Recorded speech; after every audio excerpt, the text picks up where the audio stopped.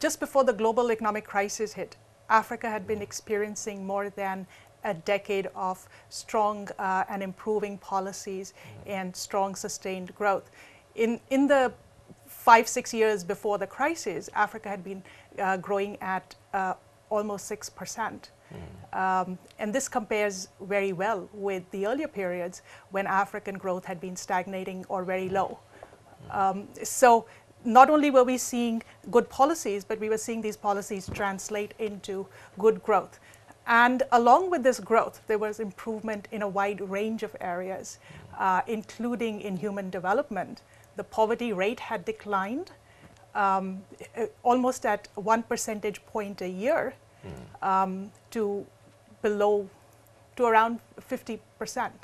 And there were improvement in the area of education. More children, primary age children were going to school. The primary enrollment rate had been going up, and more children were also completing primary school.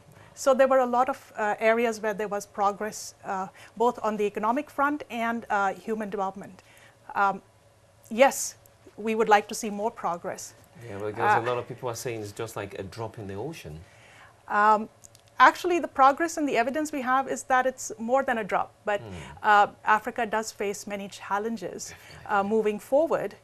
But one of the good things that we notice is that although Africa was hit hard by the crisis, African economies have rebounded and have shown a lot of resilience. And actually growth has rebounded to 4.7% in 2010 and is likely to be over 5% moving forward. Okay, and what are the contributing factors to this development we are seeing in Africa? There are several factors. If you want to take a slightly long-term look, you find that there's a lot of dynamism in African countries. The private sector is very dynamic. African policymakers are also becoming more pragmatic. And you see a shift away from the control kinds of economies with the government being, with the public sector being in all sectors to more private sector, reliance on private sector, and a better environment for the private sector. So more pro-business kind of environment. Infrastructure is still a problem in a lot of African countries. What do you think can be done to turn around things, to really attract more investors into Africa?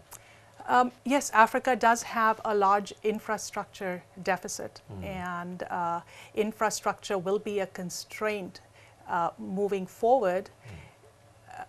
A lot of investment is coming into Africa, but more will be better. And you want more public-private partnerships because the government cannot do it alone, the private sector cannot do it alone. You want more dynamic kinds of partnerships.